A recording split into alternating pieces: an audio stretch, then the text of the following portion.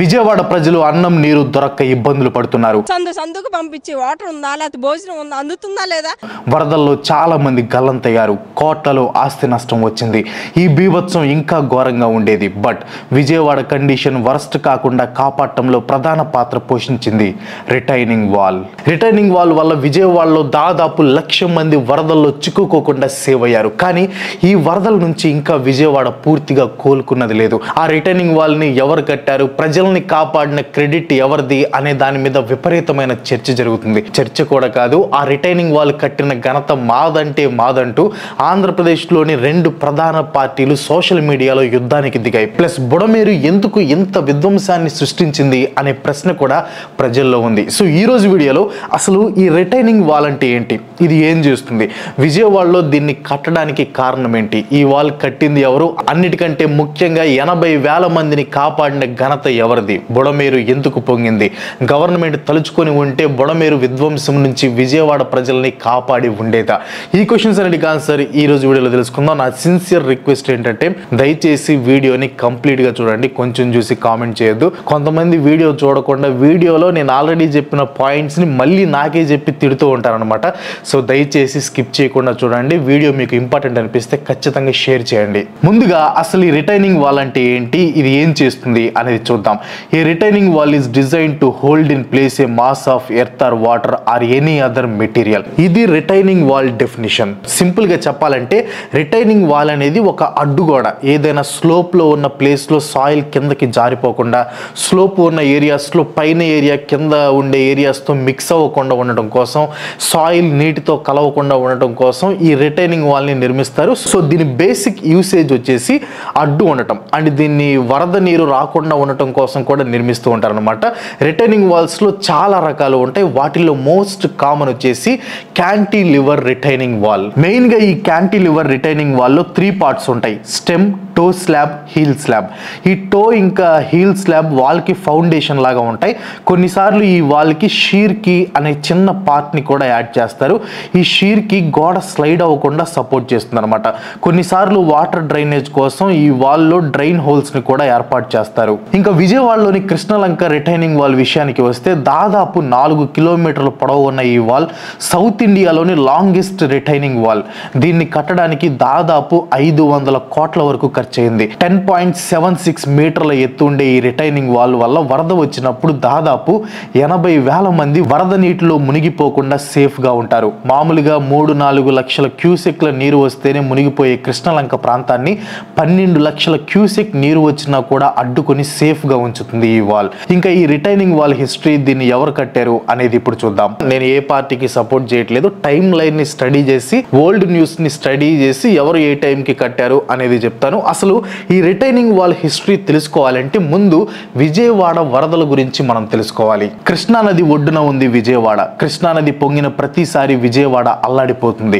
ముఖ్యంగా విజయవాడ తూర్పు నియోజకవర్గంలో నది ఒడ్డున ఆనుకొని ఉన్న కృష్ణలంక, రామలింగేశ్వర నగర్, బాలాజీ నగర్, రాణిగారి తోట, తారక రామ్ నగర్, రణధీర్ నగర్ లో నివసించే వాళ్ళు వర్షాలు కాస్త ఎక్కువగా పడుతున్నాయి అనే సూచన వస్తే చాలు వాళ్ళ ఇళ్లలో సామాన్లన్నీ వదిలేసి వేరే దగ్గరికి వెళ్ళి అక్కడ ఉండి మళ్ళీ వాళ్ళ సొంత ప్రాంతాలకి తిరిగి వచ్చేవాళ్ళు. జస్ట్ వరద నీరు 3 లక్షల క్యూసెక్లకి చేరుకుంటే చాలు ఈ ఊర్లన్నీ సముద్రాన్ని తలపించేవి. సింపుల్ గా చెప్పాలంటే వరద వస్తుంది అంటేనే ఈ ప్రాంతంలో నివసించే వాళ్ళు ప్రాణాలు అరిచేతిలో పెట్టుకుని ఉండేవాళ్ళు. ప్రతిసారి ఇలాంటి వరదలు వచ్చినప్పుడు స్ట్రాంగ్ ఇన్ఫ్రాస్ట్రక్చర్ కి ఇంకా బెటర్ గా ప్రిపేర్ అయి ఉండటానికి అర్జెంట్ నీడ్ ఉంది అని అర్థమవుతుంది. ఫ్లడ్స్ లాగే ఆర్టిఫిషియల్ ఇంటెలిజెన్స్ కూడా ఇండస్ట్రీస్ ని స్వీప్ చేస్తుంది.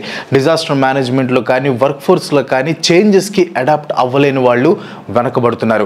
రీసెంట్ గా డెల్ 12,500 మంది ఎంప్లాయీస్ ని తీసేసింది. దానికి రీజన్ ఆర్టిఫిషియల్ ఇంటెలిజెన్స్. ఇది మిమ్మల్ని కూడా ఎఫెక్ట్ చేసే ముందు గ్రోత్ స్కూల్ వారి Asia's biggest 3-hour online AI master class ని మీకు రికమెండ్ చేస్తాను. లింక్ డిస్క్రిప్షన్ లో ఉంది. యాక్చువల్గా ఇది పెయిడ్ వర్క్ షాప్ అనమాట. బట్ మన ఆడియన్స్ కోసం ఫస్ట్ 1000 మెంబర్స్ కి అబ్సల్యూట్లీ ఫ్రీగా ఇస్తున్నారు. ఈ వర్క్ షాప్ ద్వారా మీరు 20+ new AI tools and chat GPT hacks ని నేర్చుకోవచ్చు. నేర్చుకోవచ్చు. అంతేకాదు personal branding, Excel skills, data analysis, ఇంకా చాలా స్కిల్స్ నేర్చుకోవచ్చు. వీటితో పాటు స్మార్ట్ జాబ్ హంటింగ్ చేయొచ్చు. And also you can get 3x salary hike and 10x career growth. మీరు tech or non tech like sales, HR, marketing, operations, entrepreneur, freelancer or a role అయినా ఈ workshop మీకు use అవుతుంది. Already 1 million+ people ఈ workshop attend అయ్యారు and 5/5 rating ఇచ్చారు. Growth School is backed by top investors like Peak, XV and Owl Ventures and LinkedIn top startups in 2022-2023. And ఈ workshop లో register చేసుకోవడం ద్వారా 5,000 rupees worth బోనస్లు కూడా వస్తాయి. ఇంకెందుకు లేట్, వెంటనే వర్క్షాప్ లో రిజిస్టర్ అవ్వండి. ఓన్లీ ఫస్ట్ 1000 మెంబర్స్ కి మాత్రమే ఫ్రీ అనమాట. సో హరీ అప్, లింక్ కింద డిస్క్రిప్షన్ లో పిన్ చేసిన కామెంట్స్ లో ఉంది. ఇంట్రెస్ట్ ఉన్న వాళ్ళు వెంటనే చెక్ చేయండి. Now get back to the video. ఏళ్లు గడిచే కొద్దీ ఎన్నో వరదలు వచ్చాయి. చాలా సార్లు నీటి ప్రవాహం ఎక్కువైపోయి లంక గ్రామాలు మునిగిపోయేవి. అప్పటికప్పుడు ఏదో కొంత సహాయం చేసి వదిలేసే వాళ్ళు అధికారులు. కానీ ఈ ప్రాబ్లం కి పర్మనెంట్ సొల్యూషన్ అనేది 2009లో మొదలైంది. 2009లో రాజశేఖర రెడ్డి గారు రెండోసారి గెలిచిన తర్వాత విజయవాడ ప్రజల కష్టాలకి ఫుల్ స్టాప్ పెట్టాలి అని డిసైడ్ అయ్యి ఈ రిటైనింగ్ వాల్ కట్టాలి అనే ప్రపోజల్ని తీసుకొని వచ్చారు. జస్ట్ ప్రపోజల్ని తీసుకొని వచ్చారు. కానీ అదే సంవత్సరం సెప్టెంబర్ 2న వైఎస్ రాజశేఖర రెడ్డి గారు చనిపోయారు. ఆ తర్వాత కొనిజేటి రోసయ్య గారు సీఎం అయ్యారు. రోసయ్య గారు సీఎం అయిన వెంటనే అంటే అక్టోబర్ 2, 2009 ఉమ్మడి ఆంధ్రప్రదేశ్ లో భారీగా వరదలు వచ్చాయి. ఆ వరదల్లో విజయవాడ ప్రజలు, ముఖ్యంగా లంక గ్రామాల వారు భారీగా నష్టపోయారు. అప్పుడు కూడా ఈ రిటైనింగ్ వాల్ నిర్మించాలి అనే వాదనలు వినిపించాయి. కానీ ఎవరూ పెద్దగా పట్టించుకోలేదు. రోసయ్య గారు ఆంధ్రప్రదేశ్ కి చీఫ్ మినిస్టర్ గా రిజైన్ చేసిన తర్వాత నల్లారి కిరణ్ కుమార్ రెడ్డి గారు ఆంధ్రప్రదేశ్ కి చీఫ్ మినిస్టర్ అయ్యారు. కిరణ్ కుమార్ రెడ్డి గారి హయాంలో ఈ రిటైనింగ్ వాల్ జియోని పాస్ చేశారు. ఈ వాల్ కి అనుకున్న బడ్జెట్ 60 కోట్ల రూపాయలు. జియో పాస్ చేసి బడ్జెట్ అయితే ఎలకేట్ చేశారు కానీ పనులు మాత్రం మొదలు పెట్టలేదు. కనీసం ప్లానింగ్ కూడా వేయలేదు. అయితే 2014లో చంద్రబాబు నాయుడు గారి గవర్నమెంట్ వచ్చిన తర్వాత ఈ రిటైనింగ్ వాల్ ఫైల్ ముందుకు కదిలింది. 2016లో ఎమ్మెల్యే గద్దె రామ్మోహన్ గారి చొరవతో టీడీపీ గవర్నమెంట్ ఈ ప్రాజెక్ట్ కి ఒక ప్లాన్ ని సెట్ చేసింది. యనమల కుదురు నుంచి పద్మావతి ఘాట్ వరకు దాదాపు 5 కిలోమీటర్ల పొడవుతో ఈ వాల్ ని కట్టాలని గవర్నమెంట్ డిసైడ్ అయింది. అయితే ఇంత పెద్ద వాల్ ఒకేసారి కట్టడం ఇంపాసిబుల్ కాబట్టి టీడీపీ గవర్నమెంట్ ఈ ప్రాజెక్ట్ ని 3 phases లో డివైడ్ చేసింది. ఫస్ట్ ఫేజ్ కి గాను 167 కోట్ల రూపాయల బడ్జెట్ ని విడుదల చేసి 2016లో పనులు మొదలు పెట్టింది టీడీపీ గవర్నమెంట్. ఈ ఫస్ట్ ఫేజ్ లో యనమల కుదురు నుంచి కోటి నగర్ వరకు అంటే దాదాపు 2.30 కిలోమీటర్ల వాల్ ని టీడీపీ గవర్నమెంట్ పూర్తి చేసింది. టీడీపీ ఈ ఫస్ట్ ఫేజ్ ని పూర్తి చేసిన తర్వాత 2019లో ఆంధ్రప్రదేశ్ లో ఎలక్షన్స్ వచ్చే పవర్ లోకి వైసీపీ గవర్నమెంట్ వచ్చింది. వైసీపీ వచ్చిన తర్వాత అంటే ఆగస్టు 2019లో మళ్ళీ వరదలు వచ్చాయి. కట్టింది జస్ట్ ఒక్క ఫేజే కాబట్టి మళ్ళీ లంక ప్రాంతాలన్నీ మునిగిపోయాయి. అప్పుడు వైసీపీ గవర్నమెంట్ కూడా ఈ రిటైనింగ్ వాల్ ఇష్యూని సీరియస్ గా తీసుకొని 2020లో ఫేజ్ 2 కోసం 125 కోట్ల రూపాయల బడ్జెట్ ని రిలీజ్ చేసింది. ఆ తర్వాత మార్చి 2021లో ఫేజ్ 2 కి శంకుస్థాపన చేసి 1 year లోనే అంటే 2022 నాటికి కోటి నగర్ నుంచి కనకదుర్గ బ్రిడ్జ్ వరకు 1.25 కిలోమీటర్ల వాల్ ని పూర్తి చేశారు. ఫేజ్ 2 పూర్తయిన తర్వాత ఇదే వైసీపీ గవర్నమెంట్ 2022లో ఫేజ్ 3 కోసం 110 కోట్ల రూపాయల బడ్జెట్ ని విడుదల చేసి కనకదుర్గ బ్రిడ్జ్ దగ్గర నుంచి పద్మావతి ఘాట్ వరకు మిగిలిన వాల్ ని కట్టడం మొదలు పెట్టారు. ఫైనల్ గా 2024లో ఈ వాల్ పూర్తయింది. 2024 మార్చి 12న అప్పటి సీఎం వైఎస్ జగన్మోహన్ రెడ్డి గారు ఈ వాల్ ని ప్రారంభించారు. జస్ట్ ఈ వాలే కాదు, ఫేజ్ 1 దగ్గర 12,40,00,000 రూపాయలతో రివర్ ఫ్రంట్ పార్క్ ని కూడా నిర్మించింది వైసీపీ గవర్నమెంట్. సో పెద్ద వివాదం జరుగుతుంది కదా, ఎవరు కట్టారని క్లియర్ గా చెప్తాను చూడండి. వాల్ కట్టాలి అని అక్కడ ప్రజలు ఎప్పటి నుంచో వేడుకుంటున్నారు. 2009లో రాజశేఖర రెడ్డి గారి హయాంలో కాంగ్రెస్ గవర్నమెంట్ ప్రపోజల్ తీసుకొని వచ్చింది. ఆ తర్వాత కిరణ్ కుమార్ రెడ్డి గారు జియో పాస్ చేశారు కానీ పనులు అయితే మొదలు పెట్టలేదు.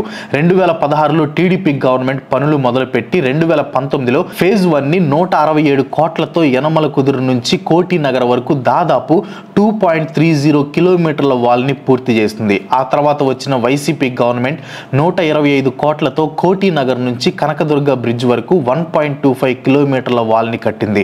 ఆ తర్వాత ఇదే వైసీపీ గవర్నమెంట్ 110 కోట్ల రూపాయలతో కనకదుర్గ బ్రిడ్జ్ నుంచి పద్మావతి ఘాట్ వరకు అరౌండ్ 1.2 కిలోమీటర్స్ని ఫేజ్ 3లో పూర్తి చేసింది. నేను చెప్పిన ఇన్ఫర్మేషన్లో మేబీ కిలోమీటర్స్లో కొన్ని మీటర్లు లేదా బడ్జెట్లో కొన్ని రూపాయలు అటు ఇటు మారి ఉంటుందేమో, కానీ ఏ గవర్నమెంట్ ఎంత భాగం పూర్తి చేశాయి అనేది మాత్రం ఎగ్జాక్ట్గా ఇదే ఇన్ఫర్మేషన్. ఇంకా ఇప్పుడు వచ్చిన ఫ్లడ్స్లో దాదాపు 80,000 మందిని ఈ రిటైనింగ్ వాల్ కాపాడింది. ఆ క్రెడిట్ ఎవరిది? ముందుగా ఒక విషయం చెప్పాలి. ఇప్పుడు వచ్చాయి కదా వరదలు, అవి బుడమేరు ఎఫెక్ట్. మీరు బుడమేరుని నదనుకోండి, వాగనుకోండి, పిల్ల కాలువ అనుకోండి, ఇంకా ఏదైనా అనుకోండి, కృష్ణానది కంటే ఎక్కువ డ్యామేజ్ చేసింది మాత్రం బుడమేరు. బుడమేరుకే విజయవాడ అల్లాడిపోతుంది. మరి చరిత్రలో ఎప్పుడూ లేని విధంగా దాదాపు 12 లక్షల క్యూసెక్ల వరద నీరు వచ్చింది ఈసారి. మామూలుగా అయితే 3-4 లక్షల నీరుకే కృష్ణానది ఒడ్డున ఉన్న ఏరియాస్ మొత్తం సముద్రంలా మారిపోతాయి.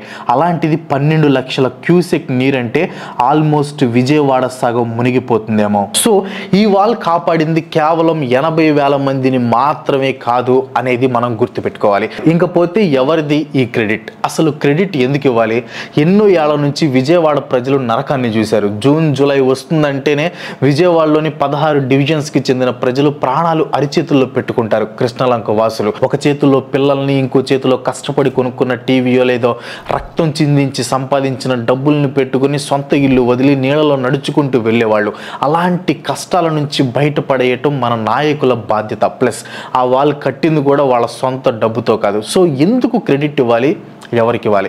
సరే, క్రెడిట్ ఇవ్వాలి, ఇద్దాం. ఈ వాల్ కోసం పోరాడిన ప్రతి చిన్న నాయకుడు, 2009లో ప్రపోజల్ తీసుకొచ్చిన వైఎస్ రాజశేఖర రెడ్డి గారు, జీవో పాస్ చేసిన కిరణ్ కుమార్ రెడ్డి గారు, పనులు మొదలుపెట్టిన చంద్రబాబు నాయుడు గారు, దగ్గరుండి ఫేజ్ 1 స్టార్ట్ చేపించిన గద్దె రామ్మోహన్ గారు, ఫేజ్ 2 అండ్ ఫేజ్ 3ని వెంటనే పూర్తి చేసిన వైఎస్ జగన్మోహన్ రెడ్డి గారు, వీళ్ళందరికీ క్రెడిట్ ఇవ్వాలి. అంతేకాదు రాజశేఖర రెడ్డి గారి తర్వాత రోసయ్య గారు కూడా సీఎం అయ్యారు, ఆయనకి కూడా క్రెడిట్ ఇవ్వాలి.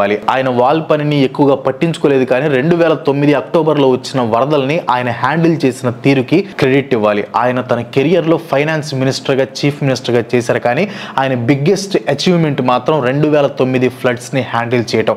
ఫ్లడ్స్ని ఎలా హ్యాండిల్ చేయాలో మన నాయకులు రోసయ్య గారిని చూసి నేర్చుకోవచ్చు. టీడీపీకి సపోర్ట్ చేసే కొన్ని TV channels phase 1 and phase 2 పూర్తిగా కట్టింది సిబిఎన్ అంటున్నారు. వైసీపీకి సపోర్ట్ చేసే కొన్ని ఛానల్స్ ఏమో అసలు టీడీపీ కట్టిన పార్టీని మెన్షన్ కూడా చేయట్లేదు.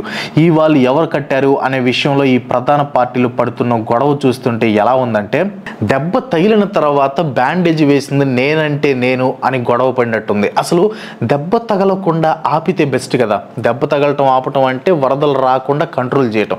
న్యాచురల్గా వచ్చే వరదల్ని ఎలా కంట్రోల్ చేస్తారు అని అంటారేమో. ఎలా చేయాలో నేను ప్రీవియస్ వీడియోలో చెప్పాను. ఇన్కేస్ మీరు మిస్ అయితే ఒకసారి చూడటానికి ట్రై చేయండి. సో ఎవరు కట్టిన రిటైనింగ్ వాల్ కట్టడం అనేది ఒక most important and wonderful achievement. ఈ వాల్ని కట్టడంలో పాత్ర పోషించిన ప్రతి ఒక్కరికి మనం సెల్యూట్ చేయాలి. ఇకపోతే రిటైనింగ్ వాల్ మేము కట్టామని కొట్టుకుంటున్నాయి ప్రధాన రాజకీయ పార్టీలు. బుడమేరుకి గేట్లు ఉన్నాయా లేవా? అసలు బుడమేరు వల్లనే వరద వచ్చిందని, దీనికి మీ పార్టీయే కారణం అంటూ కొట్టుకుంటున్నారు. ఇందాక చెప్పాను కదా, ఇప్పుడు వచ్చిన వరద బుడమేరు వల్ల వచ్చిందని. ఎందుకు ఈ చిన్న కాలువ ఇంత బీభత్సం సృష్టించిందో చెప్తాను చూడండి. సరే, అందరు అంటున్నట్టే ఈ బుడమేరుని నది అంటే ఊరుకోవట్లేదుగా మీరు. సరే, బుడమేరుని వాగు అంటాను, కానీ మీరు అనుకునే అంత చిన్న పిల్ల వాగు అయితే కాదు ఈ బుడమేరు. ఎక్కడో మైలవరం కొండల్లో మొదలయ్యే బుడమేరు వాగు దాదాపు 70 కిలోమీటర్లు ప్రయాణం చేసి మంచినీటి సరస్సు అయిన కొల్లేరులో కలుస్తుంది. నేనేదో సింపుల్గా చెప్పాను, కానీ ఈ బుడమేరు ఎన్ని మెలికలు తిరిగి ఉంటుందో విజయవాడ వాళ్ళకి బాగా తెలుసు. విజయవాడ మధ్యలో నుంచి పారుతూ వెళ్ళి కొల్లేరులో కలిసి ఈ బుడమేరు ఎప్పటి నుండో రైతులకి పెద్ద తలనొప్పిగా ఉండేది. ఈ వాగు నిండిన ప్రతిసారి ఆ వాగు చుట్టుపక్కల వాళ్ళు వరదలతో ఇబ్బంది పడేవాళ్ళు. సో అందుకని 1977లో బుడమేరు మీద ఎగ్జాక్ట్గా చెప్పాలంటే వెలగలేరు అనే విలేజ్ దగ్గర ఒక రెగ్యులేటర్ని నిర్మించారు. రెగ్యులేటర్ అంటే ఒక చిన్న డ్యామ్ లాంటిది, అండ్ దీనికి గేట్లు కూడా ఉంటాయి. సో బుడమేరుకి గేట్లు ఉన్నాయా లేదా అంటున్నారుగా, అవివే. అండ్ వీటిని లాక్స్ అని అంటారు అనమాట. పెద్ద పెద్ద డ్యామ్స్కి ఉండే వాటిని గేట్స్ అని అంటే, ఇలాంటి చిన్న రెగ్యులేటర్స్కి ఉండే వాటిని లాక్స్ అని అంటారు అనమాట. బట్ ఇది చాలా చిన్నది కంపేర్ టు కృష్ణా బ్యారేజ్. అయితే రెగ్యులేటర్ కట్టిన తర్వాత కూడా బుడమేరు పొంగేది, ఎందుకంటే అది చాలా చిన్న dam, I mean regulator. So ఎక్కువ నీటిని హ్యాండిల్ చేయలేకపోయేది. సో 2006లో వైఎస్ రాజశేఖర రెడ్డి గారు జలయజ్ఞంలో భాగంగా ఈ వెలగలేరు మీదుగా ప్రవహించే బుడమేరుని డైవర్ట్ చేసి కృష్ణా నదిలో కలిసే పోలవరం రైట్ కెనాల్కి కనెక్ట్ చేశారు.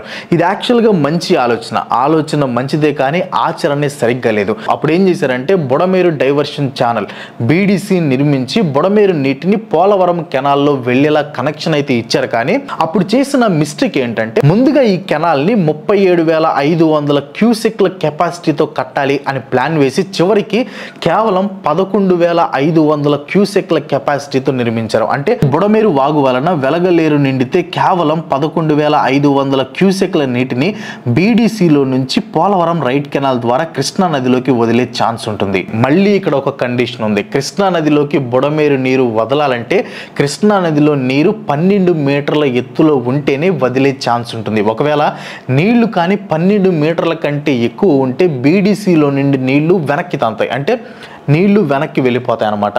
వెలగలేరు దగ్గర డైవర్షన్ కెనాల్తో పాటు బుడమేరుకి న్యాచురల్ ఫ్లో ఉంటుంది. అది విజయవాడ మధ్యలో నుండి ఫ్లో అయి కొల్లేరు లేక్లో కలుస్తుంది. సో ఇది బేసిక్గా బుడమేరు స్ట్రక్చర్. అయితే ప్రెసెంట్ ఏం జరిగిందంటే వర్షాలు విపరీతంగా పడ్డాయి. అటు తెలంగాణలో పడ్డాయి, ఇటు ఆంధ్రప్రదేశ్లో పడ్డాయి. బుడమేరులో అయితే దాదాపు 40,000 క్యూసెక్ల నీరు వచ్చింది. ఇక్కడ మెయిన్ పాయింట్ ఏంటంటే బీడీసీ కెనాల్ కెపాసిటీ 11,500 క్యూసెక్లు ప్లస్ అప్పటికి కృష్ణానది నిండిపోయింది. అంటే 12 మీటర్ల కంటే చాలా ఎత్తులో ఉంది. సో ఆ బుడమేరు నీరుని బీడీసీ ద్వారా పోలవరం కెనాల్లోకి వదిలినా ఏ ఉపయోగం ఉండదు. ఎందుకంటే కృష్ణా నది నీళ్లు వెనక్కి తంతాయి. సో ఇంకా చేసేది ఏం లేక కొన్ని సంవత్సరాల తర్వాత వెలగలేరు రెగ్యులేటర్ దగ్గర గేట్స్ ని ఓపెన్ చేయాల్సి వచ్చింది. అవి ఓపెన్ చేసినా కూడా వరద ప్రవాహం ఏ రేంజ్ లో ఉందంటే బుడమేరు న్యాచురల్ ఫ్లోలో కొన్ని చోట్ల గండి పడింది. సో అలా వేరే ఏ ఆప్షన్ లేక బుడమేరు నీటిని విజయవాడలోకి వదలాల్సి వచ్చింది. ఇంకా ఆల్రెడీ తెలిసిందేగా అక్రమాల వలన బుడమేరు వెడల్పు బాగా తగ్గిపోయింది. పైగా బుడమేరు ఒడ్డున ఇల్లు కట్టడం, ఒడ్డున లారీలు అదే పనిగా తిరగటం ఇవన్నీ బాగా ఎఫెక్ట్ చూపించి వరద నీరు బయటకు పొంగింది. సో బుడమేరుకి గేట్స్ ఉన్నాయా అంటే ఎస్ ఉన్నాయి. వెలగలేరు గేట్స్ ఇవి. గేట్స్ అంటే ఎగ్జాక్ట్ గా లాక్స్ సేమ్ గేట్స్ బట్ పేరు డిఫరెంట్. సో నేను గేట్స్ అన్న కన్ఫ్యూజ్ అవ్వద్దు. వీటిని కావాలని ఓపెన్ చేశారు. చంద్రబాబు నాయుడు గారి ఇల్లు కాపాడటం కోసం ఓపెన్ చేశారు అని అంటున్నారు. నాకు తెలిసి అయితే ఇది రాంగ్. అక్కడ వేరే ఆప్షన్ లేదు. ప్లస్ బుడమేరుకి పలు చోట్ల గండి కూడా పడింది. ఆ గండి పూడ్చే పనుల కోసం ఆర్మీని కూడా దించారు. ఒక చీఫ్ మినిస్టర్ ఇల్లుని కాపాడటం కోసం ఇన్ని లక్షల మంది ప్రాణాలతో చెలగాటం ఆడుతారు అనేది అంత మంచి ఆర్గ్యుమెంట్ కాదు. ఈ గేట్స్ ని ఓపెన్ చేయకపోతే వెలగలేరు రెగ్యులేటర్ ధ్వంసం అవడంతో పాటు ఆ చుట్టుపక్కన ఊర్లు అక్కడ దగ్గరలో ఉన్న న్యాచురల్ థర్మల్ పవర్ స్టేషన్ కూడా ధ్వంసమయ్యేది. అంటే అటు వెలగలేరు ఇటు థర్మల్ పవర్ స్టేషన్ ని కాపాడటం కోసం ఇటు విజయవాడని ముంచేయటం కరెక్ట్ అంటున్నాను అనుకోవద్దు. ఇందులో గవర్నమెంట్ తప్పు చాలా ఉంది. అదేంటో చెప్తాను చూడండి. వెలగలేరు గేట్స్ ఎత్తటం, బుడమేరుకు గండి పట్టడం ఇది గవర్నమెంట్ చేతిలో లేదు. ఎందుకంటే ఎప్పుడు లేనంత వరద నీరు వచ్చింది. సో అక్కడ ఆప్షన్ లేదు. కానీ ఈ వరద వస్తుంది, భారీగా వర్షాలు పడే అవకాశం ఉందని ఖచ్చితంగా అఫీషియల్స్ కి ఇన్ఫర్మేషన్ వచ్చి ఉంటుంది. అఫ్ కోర్స్ వెదర్ రిపోర్ట్స్ అందడం అనేది బేసిక్. అసలు ఆ ఇన్ఫర్మేషన్ ని విజయవాడ అఫీషియల్స్ కానీ ఆంధ్రప్రదేశ్ గవర్నమెంట్ కానీ సీరియస్ గా తీసుకోలేదు. దీని మీద ఆల్రెడీ తెలంగాణ సీఎం రేవంత్ రెడ్డి గారు కూడా కామెంట్ చేశారు. సరే వెదర్ రిపోర్ట్స్ ని సీరియస్ గా తీసుకోలేదు. కనీసం వెలగలేరు గేట్స్ ని ఓపెన్ చేసే ముందు అంటే ఒక పూట ముందైనా ఒక వార్నింగ్ ఇచ్చి ఉంటే విజయవాడలో జనాలు అప్రమత్తం అయ్యేవాళ్ళు, వరద నీటిలో చిక్కుకోకుండా ఎటు అటు వెళ్ళిపోయేవాళ్ళు. ఎప్పుడు ఓపెన్ చేయని అసలు చేయకూడని గేట్స్ ని ఓపెన్ చేస్తున్నప్పుడు ఎలర్ట్ ఇవ్వడం అనేది మినిమం కంటింజెన్సీ ప్లాన్. మరి దాన్ని ఏపీ గవర్నమెంట్ ఎందుకు నెగ్లెక్ట్ చేసింది అనేది $1 మిలియన్ క్వశ్చన్. ఇప్పుడు వర్షం ఏమీ సడన్ గా పడలేదు, అదే పనిగా కురుస్తూనే ఉంది. సిచ్యువేషన్ ఎటు వెళ్తుందో అఫీషియల్స్ కి అర్థమయ్యే ఉంటుంది. అలాంటి టైంలో ఎమర్జెన్సీ రెడ్ అలర్ట్ ని ప్రకటించి ఉంటే చాలా నష్టం జరగకుండా ఆపేవాళ్ళు. ఇది ఇప్పటితో అయిపోలేదు. ఇంకా బుడమేరు నుంచి ప్రమాదం పొంచి ఉంది. దానికి పరిష్కారం ఏం చేస్తారో చూడాలి. కృష్ణలంకలో కట్టిన రిటైనింగ్ వాల్ కట్టాలంటే బుడమేరు ఏం చిన్న వాక్ కాదు. అలా అని వదిలేస్తే ఇలాంటి పరిస్థితి మళ్ళీ ఎదురయ్యే ఛాన్సెస్ ఉన్నాయి. మన నాయకులు మీది తప్పు అంటే నిందలు వేసుకుంటారా లేదా దీనికి పర్మనెంట్ సొల్యూషన్ తీసుకొస్తారా అనేది we have to wait and see. That's what today. ఈ వీడియో మీకు ఎలా అనిపించింది కింద కామెంట్ లో పోస్ట్ చేయండి. వీడియో మీకు ఇంపార్టెంట్ అనిపిస్తే ఒక లైక్ కొట్టి మీ ఫ్రెండ్స్ షేర్ చేయండి. ఇలాంటి వీడియోస్ సపోర్ట్ చేయాలనుకుంటే ఇంకో బాయ్ బాయ్.